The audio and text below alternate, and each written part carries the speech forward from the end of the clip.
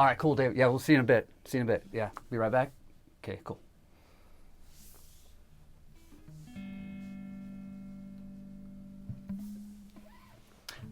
Hi, I'm David Wallerman. Thanks for being here. Well, what's going on here? No, not much. Man. Just hanging out. Just hanging. Gosh, man, can't leave you alone more than 5 minutes, huh? Hey everyone, David Wallerman here. This is Jesse Solomon, my friend. Thank you for joining me again. You bet. So, do you know why you're here? I have no idea. Honestly have no idea what we're doing, other than I'm getting to play pretty cool guitar. I never know either. Right. No, actually, I do have an experiment that I wanted to try with you. Okay. Welcome, everyone. You can play with us if you'd like to. The whole thing came about when we did a video last couple weeks or so on, I think we were just jamming and talking guitars and stuff.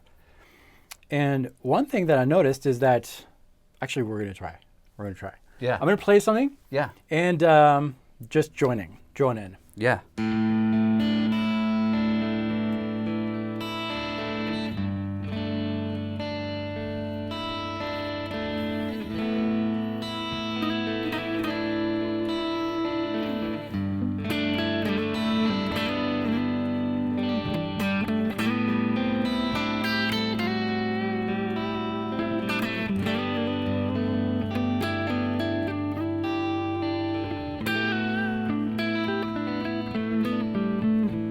Sounded great.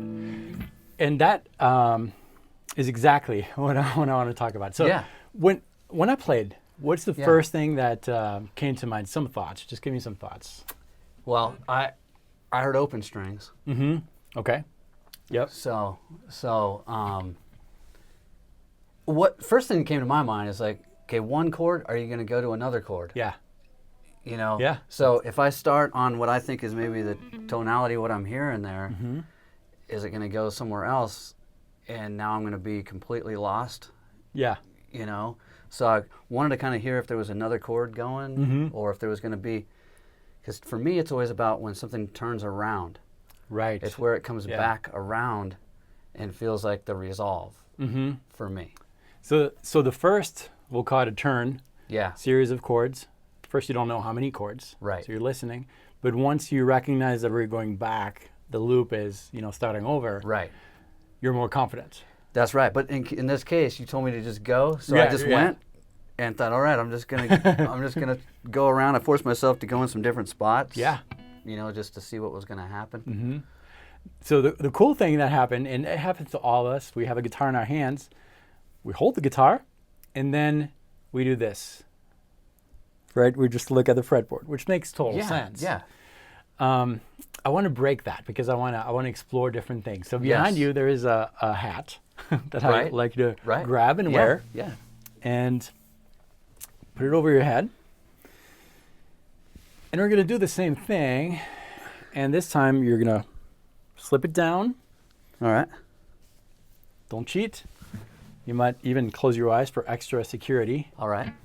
And then we're going to do the same exact experiment. Okay? Sounds good. I'm going to play something. All right. And let's see what happens this time. What am I going to play? Well, I think I'm going to play this.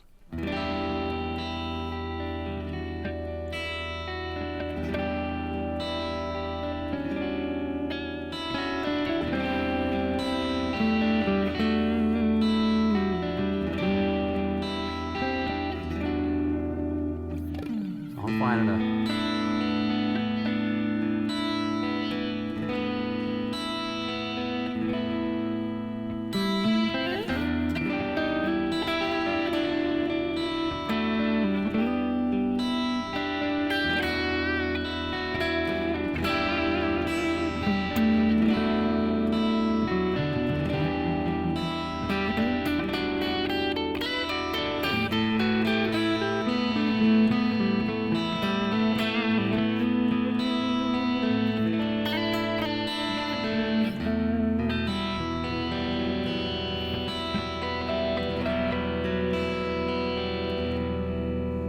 Sounded great. Yeah, it sounds good. I don't know.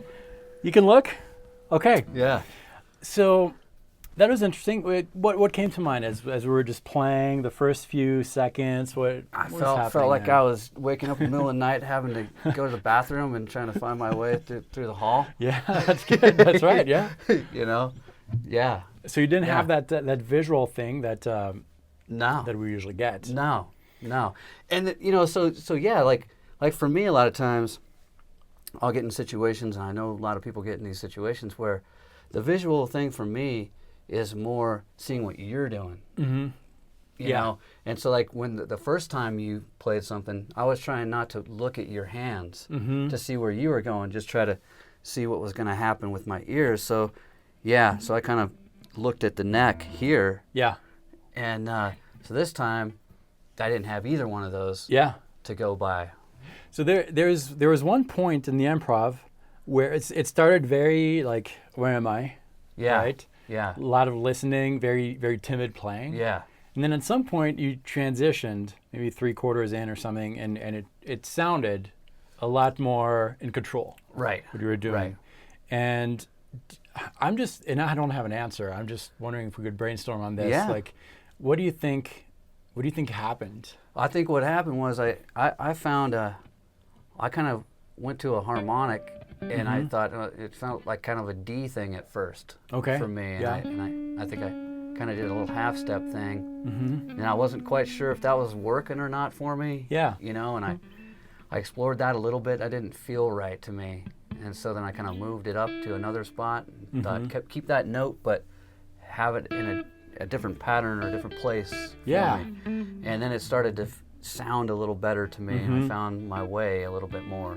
You know? So it's interesting you say a harmonic or a note. The D note, it sounded like a D note or something. Yeah. But that note kind of made sense at that time. Right. On what I was playing. Yes. And that's almost as if that was the first point of contact of glue. Right. From which you kind of built the rest. Right. Exactly.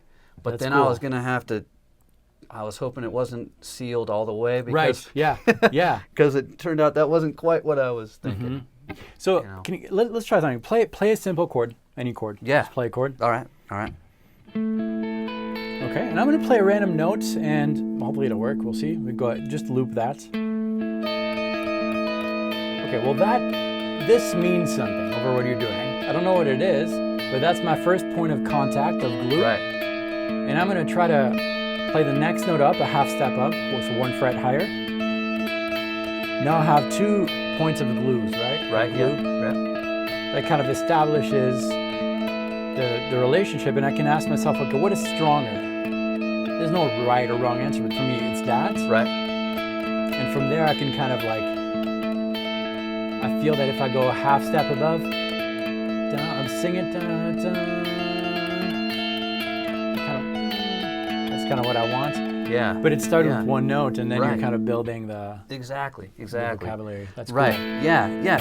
And again, it's like over 1 chord like that, you can start defining what you want that to be. Yeah. You know? But if I start moving chords, now you're having to kind of follow me a little bit in there too. Yeah. And so it's like until you hear the succession of those chords, then you really don't know what's going on. Yeah. You know, and I think that's probably the main thing is listening to hear when something comes all the way around. You know, is that now here's the tonality. And also that's the groove. You feel like this is where it's starting, and that gives me the how long this is going to go, and so where I can start phrases and end phrases. Yeah, because there's really, like, I guess people who are not musicians, not guitar players in this case, this whole thing can sound like a big mystery, right? Right. But there's typically some set rules. Of course you can break them. I'm not saying this is the way it should be, but absolutely. But you're right. Like you start recognizing things, and that kind of gives you the context. Yeah, and you kind of have your own rules or your own you know, mechanisms that you use to figure out how something works. It's just a process that you go through in your own mind. You know, that you maybe have used over certain things, so you can kind of count on it. Yeah. So that's really interesting. I want to try something, but I don't know if you guys hear the pinging. I bet that's Chris. He wants to be in a video too, Chris Lipe. But I'm going to close this. Okay. I want to do one more thing. Yeah. Eyes fully closed. You look wherever you want, Uh-huh. except behind you. Okay. Though you can if you want. all right. But whatever you would do to really help you play the way that you would play. So look at my guitar, look at my neck, look at whatever you want. And here's a big clue right there. All right. And I'll just play.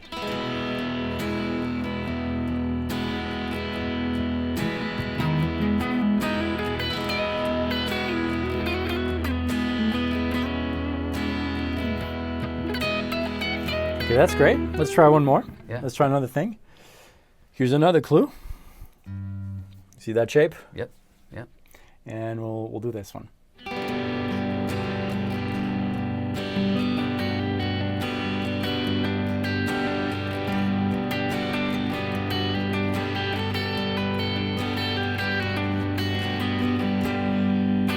Okay, let's put the hat back on. All right.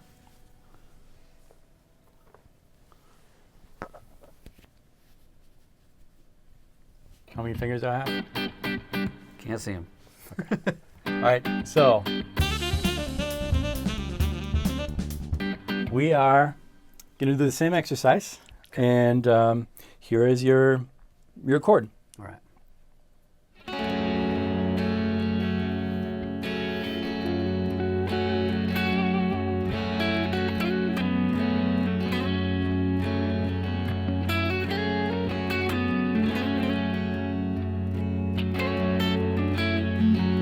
Okay, keep the hat on. Let's try this one.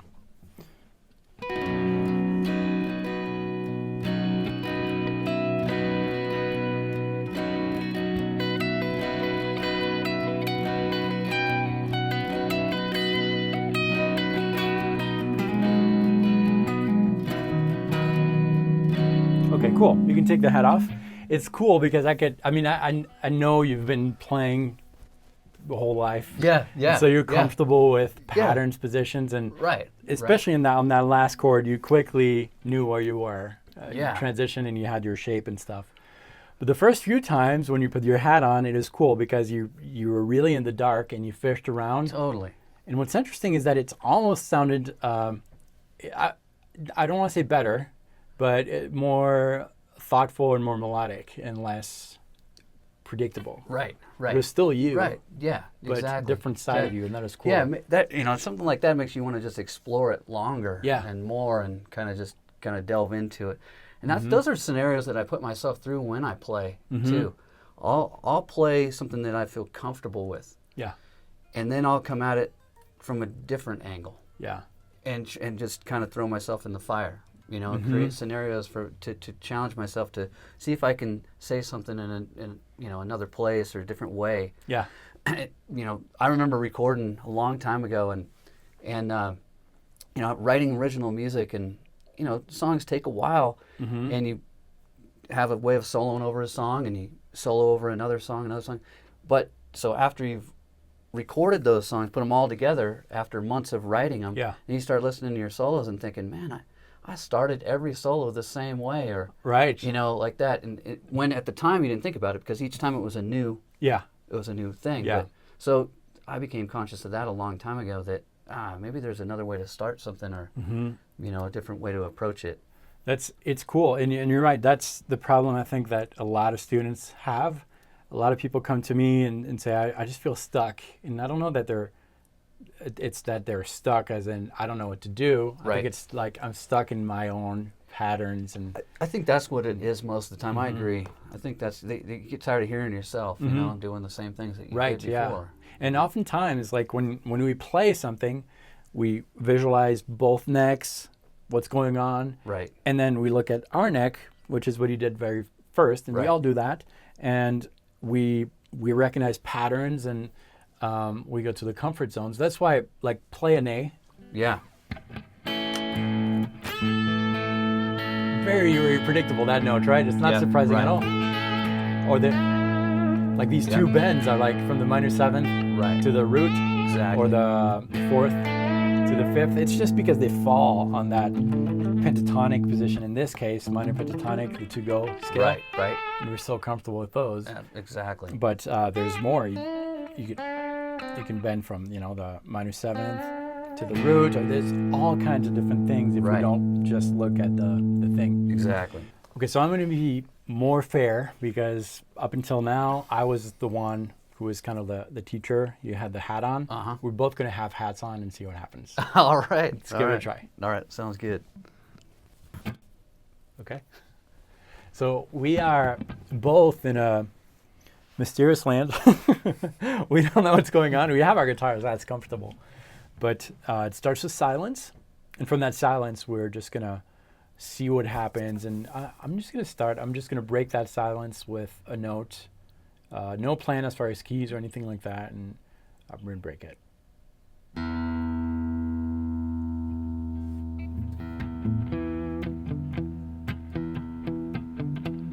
That's something new.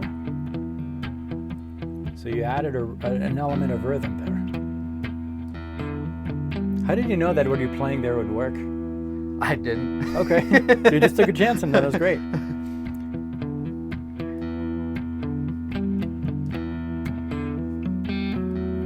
Well, I don't know if this is going to work.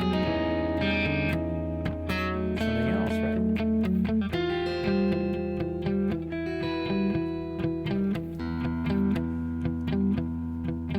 So there's some fishing first. But we were kind of establishing some things there, especially you, Jesse, when you're playing that. Just kind of giving a static thing here. Yeah. It's something new. So you heard what I played? Yeah. You're just kind of reacting.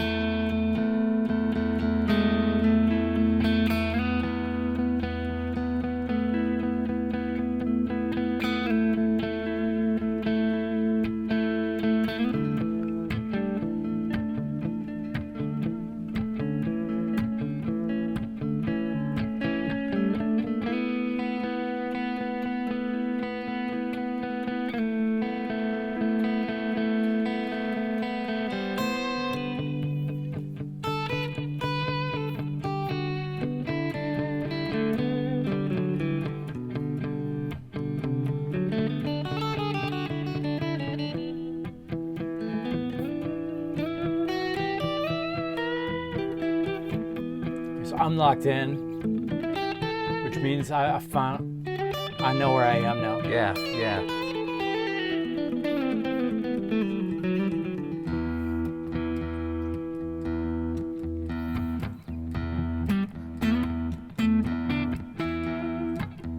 Sounds like you are too.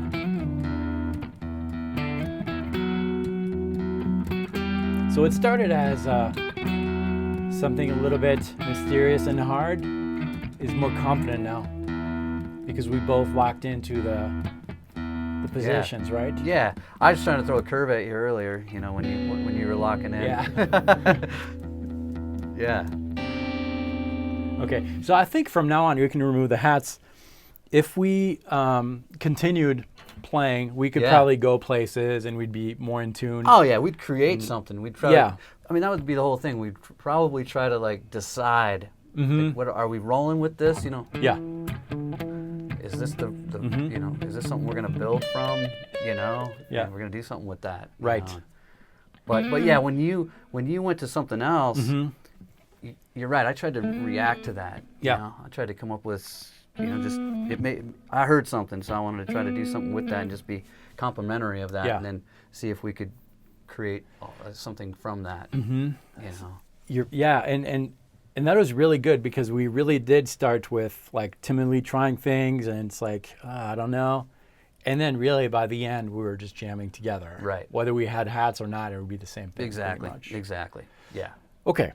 So that's cool. That tells me that's kind of my points. The point or the theory is that there's two things going on in music. There's the mental, where you're hearing things, reacting, and all that, and oftentimes I've noticed with students that that's forgotten because a lot of my students come to me with very mathematical questions as far as what scale should I use here, what patterns should I go with the cage system, the 3 upper strings, and all that. And all those are great questions. Yes. Because they will help the the second thing that I'm going to talk about. The first thing is like the mental, right? Engaging. And the second thing is your fingers responding to your mental. Right. And so learning all these tools are going to help with that. Exactly. All right, so that was really interesting. We're going to go a little further with this. Jesse is going to play a second guitar, which is a Vola guitar. And we're going to try the same experiment, Jesse. Okay. You're going to have your eyes closed with the hat. And these are unplug Vola guitars. Stand by. Yeah. And Jesse's going through a Rev Generator 740, by the way. Love it. Love that amp. It's the latest one. And into a Torpedo Studio from 2 Notes. I'm playing through my Axe-Fx. But yeah, Vola guitars for this. And we're going to do the same thing. So go ahead, put your hat on. And I'm gonna be gentle on you. I'm just going to play a very simple groove with, 1 note probably, which means that the less notes I play, the more options you have. All right. Right? All right. So here's what we'll have. And as we're doing this, the first thing that you need to do is to really think about what I'm playing, right? I'm going to really have to because I'm hearing something weird. Really? Okay, so we're gonna give it a try, and here's your comment, your canvas. All right.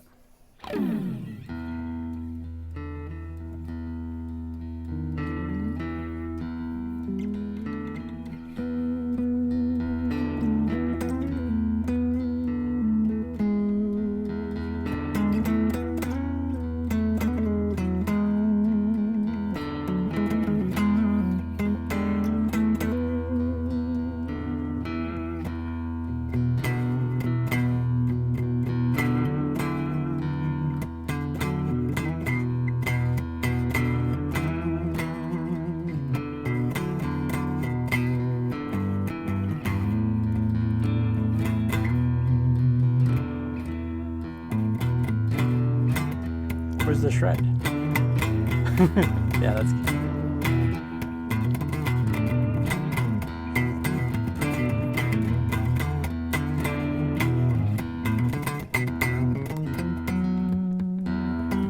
Where are we?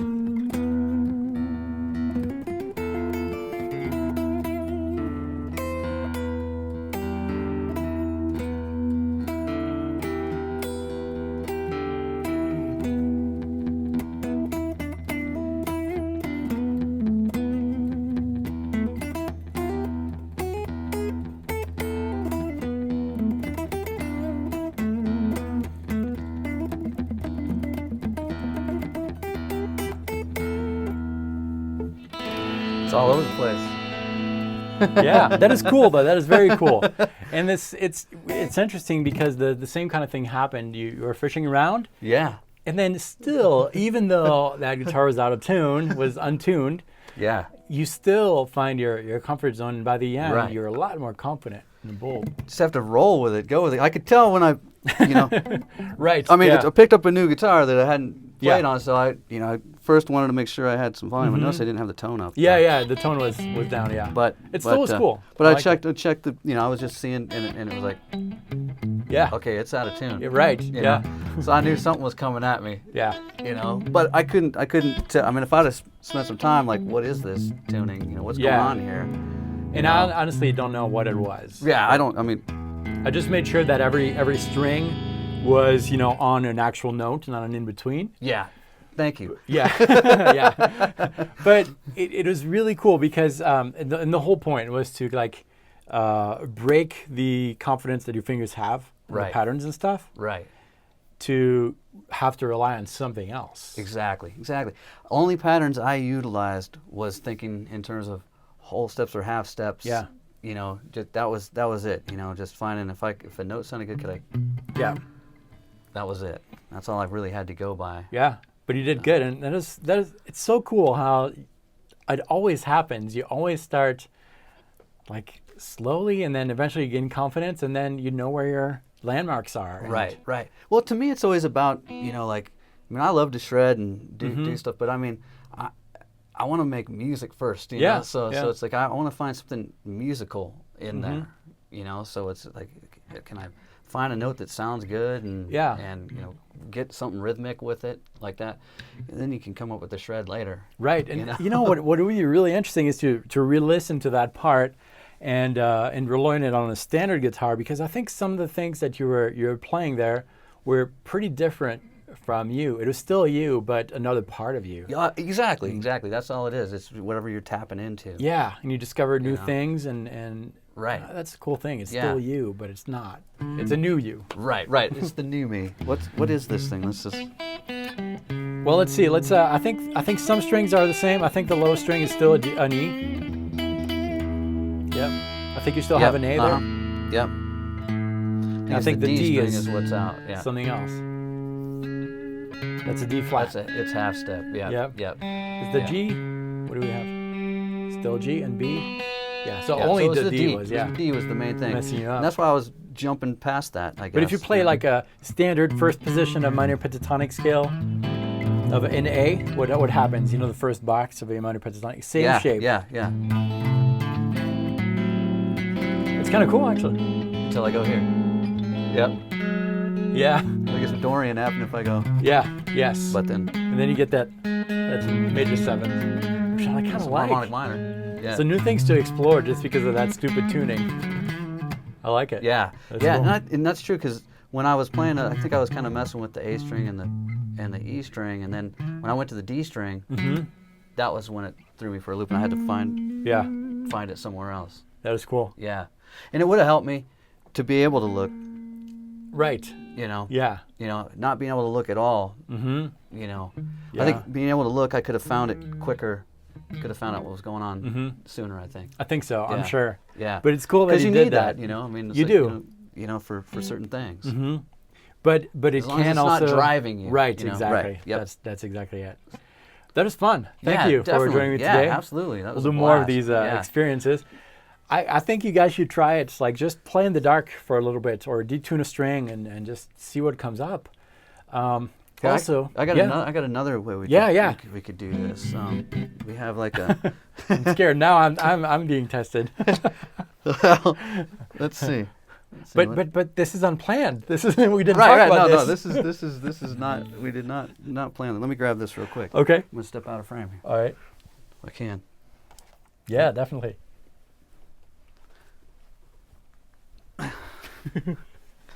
Let's see. Yeah, let's try something here. Okay. Here's one way you can mess around with things. Is what if we? Let's see. Yeah. Now let's see what we got. Are you hiding your fretboard from yourself? Yeah. Do you need help? No. To avoid any buzzes? No, we'll see. We'll just see what it does. We'll see if it does buzz, or what it does. Or it would be really cool if you made the neck disappear. Then we could do magic tricks. That's what I'm thinking. You know, blindfolded. Yeah. See, so. Nice. I can't see my fingers. I can't see the fretboard. Yeah. It's cool because I'm hearing it. I'm pretty sure you're in that.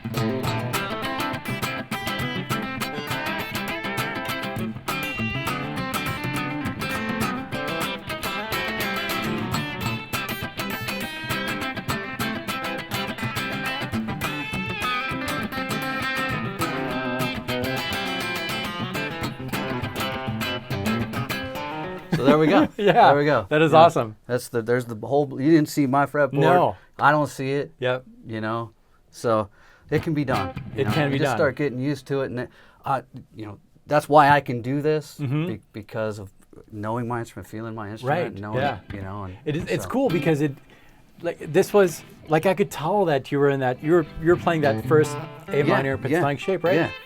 And like you hear it too. The more you play, the more you can really blend both worlds of what you're hearing, and you visualize it. And I knew like that was it. It's that cool. was it. That's that was awesome. exactly it. Yeah. And a lot of it has to do with intervals. Right. Right. Distance between two notes. And I was going to tell people here who are watching this video, I'm reopening the Guitar Infusion course, which is big curriculum. You participated in that. Yeah. You were a guest on that. It's a full-blown improvisation course. It's open for a limited time, so I'll leave the link below. Check it out. Jesse, thank you. Cool. Thank you, David. So Appreciate fun. it. Yeah. I'm glad you guys are checking these videos out. Yeah. We'll have some fun with this stuff. Yes, and you'll see more of Jesse and all the guys. It's going to be fun. Cool. Thanks, Thanks. David. See you soon. See you.